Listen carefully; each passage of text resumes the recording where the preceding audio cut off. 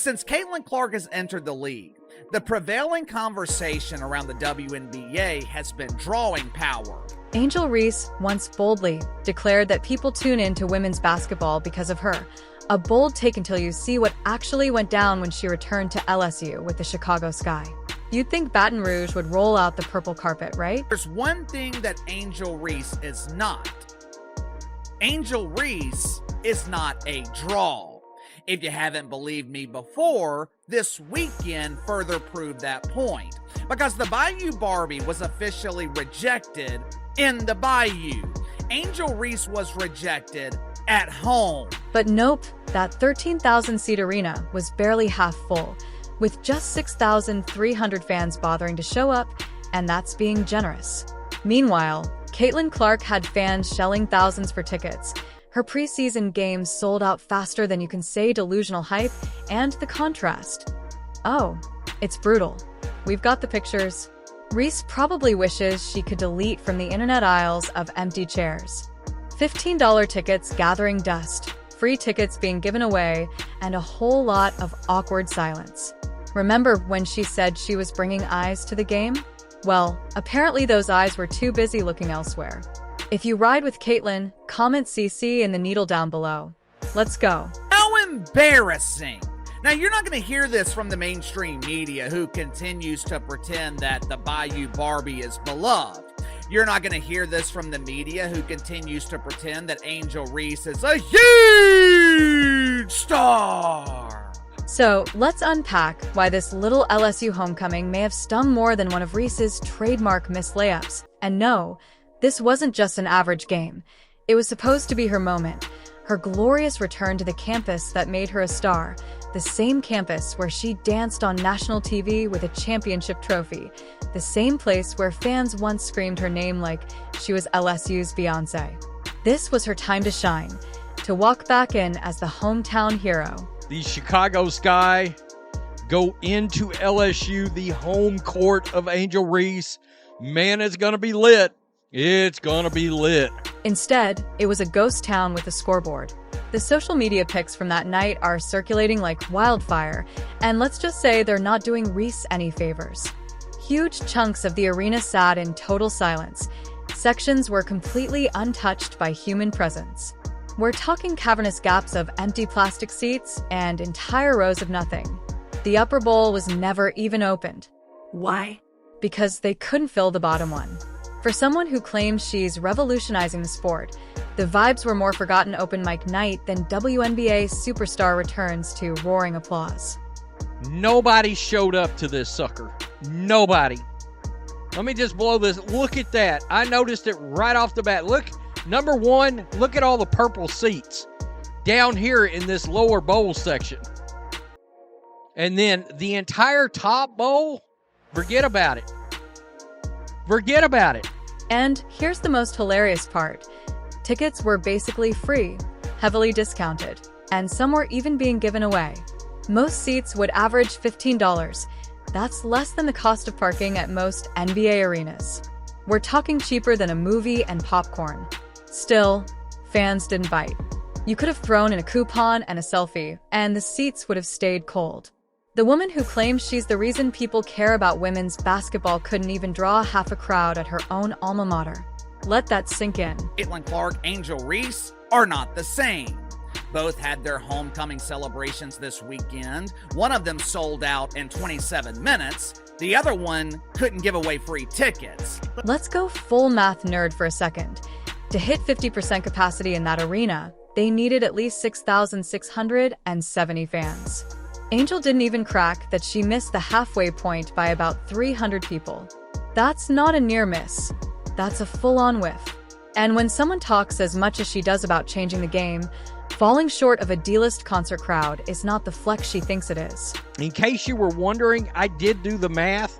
How many seats were actually left last night? Over 6,800. In a 13,000 capacity arena, there was over 6,800 seats still available. And some people were saying, by the way, that literally there were some $15 tickets out there. Even the broadcast knew something was off. Every frame was zoomed tighter than Reese's TikTok videos. But unfortunately for Angel, social media exists, and fans weren't shy about sharing the unfiltered reality images of an arena echoing with awkward, quiet seats as empty as her claims of stardom. Look at all those empty seats, folks. That is crazy as hell. I mean, empty, all that. Never mind all this. They could have put black tarps over it. Look at that. Look at that. Look, the WNBA still got problems. They got problems over and beyond one player. I don't know what they do about it. You might be thinking, okay, one game, so what? But here's where it gets hilarious. Angel's been running her mouth for months about how she brings in new fans and how she's the spark behind women's basketball blowing up. But numbers don't lie. Empty arenas don't lie. Silence doesn't lie. She can post all the Instagram reels. She wants 6,300 fans in a building that holds 13,000 is all the fact check we need. The Brazilians sent their national team to Baton Rouge to open the WNBA preseason against the Chicago Bravado. The event was marketed as a homecoming for Angel Reese. The Bayou Barbie returns to the Bayou to be worshipped by her millions and millions of adoring fans. This was supposed to be a full circle moment, a hero's welcome. Instead, it was a PR disaster wrapped in a participation trophy. The place where she built her brand didn't even show up. Her ride-or-die fanbase must have had better things to do. And if Angel Reese can't pull a crowd at LSU, then where exactly can she? Now, let's talk about the player who actually is bringing fans to the game, Caitlin Clark. While Reese was playing to crickets and camera pans, Clark was busy selling out entire arenas. Her preseason game in Iowa wasn't just packed, it was electric, every seat filled, every fan on their feet. Scalpers could have made rent off those tickets. The demand insane, the energy unmatched. Clark doesn't just draw crowds, she creates moments. Good luck finding affordable tickets for the Indiana Fever preseason game against Brazil at Carver Hawkeye Arena. Seats at the arena for the May 4th matchup between the Indiana Fever and Brazil were first offered to season ticket holders and a few top donors. Didn't take long for them to be gone. And here's where things really start to spiral in a hilarious, popcorn-worthy kind of way. When tickets for Caitlin Clark's preseason game at Carver Hawkeye Arena dropped, they didn't trickle out over a few days. They didn't crawl their way to sold-out status in a few hours. Nope. Every single seat was snatched up in 27 minutes flat, less than half an hour. That's quicker than it takes to order pizza and regret your topping choices. People were refreshing their screens like it was Beyoncé tickets, and we're talking about a preseason game. That's the kind of demand that doesn't just say star power, it shouts it with confetti cannons. The contrast between these two couldn't be louder. Angel's big return felt like a retirement ceremony. No one RSVP'd. Clark's preseason outing felt like a national holiday. One rookie is struggling to fill a room in her own backyard. The others are being treated like a rock star wherever she goes. People are fighting to see Caitlin play.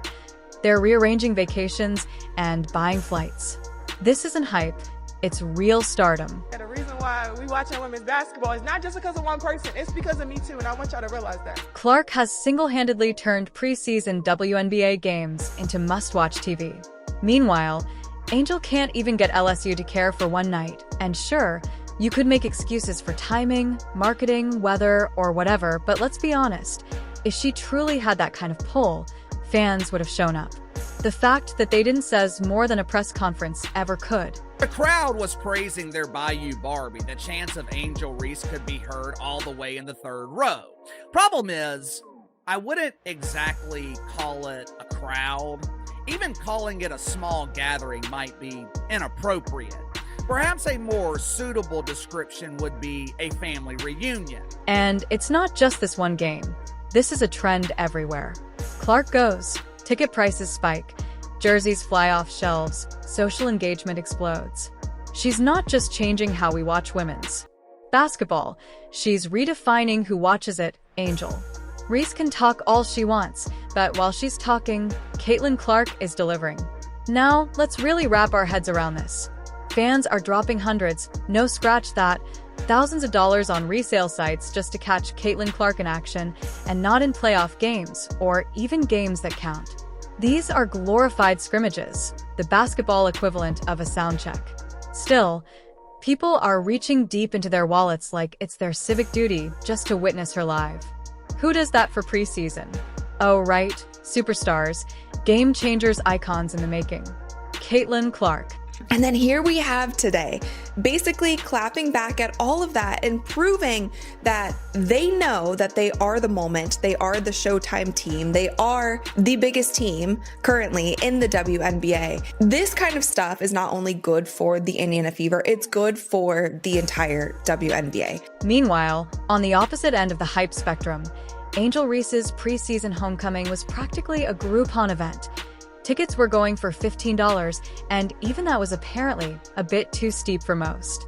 You could have brought a date and bought snacks for less than the cost of a single Fever resale ticket, and still fans were like, hey, maybe next time. Imagine offering the basketball version of dollar store deals and still watching the crowd skip town. Things get even wilder when you realize opposing teams are now upgrading their arenas just to host Caitlin Clark and the Indiana Fever. That's right, they're moving games to bigger buildings because their regular ones can't keep up with the Clark effect. That's not normal. That's not hype. That's a traveling economic boom wrapped in a pair of sneakers. Every time Clark hits a new city, local vendors smile and team accountants throw high fives. She's not just a player, she's a stimulus package.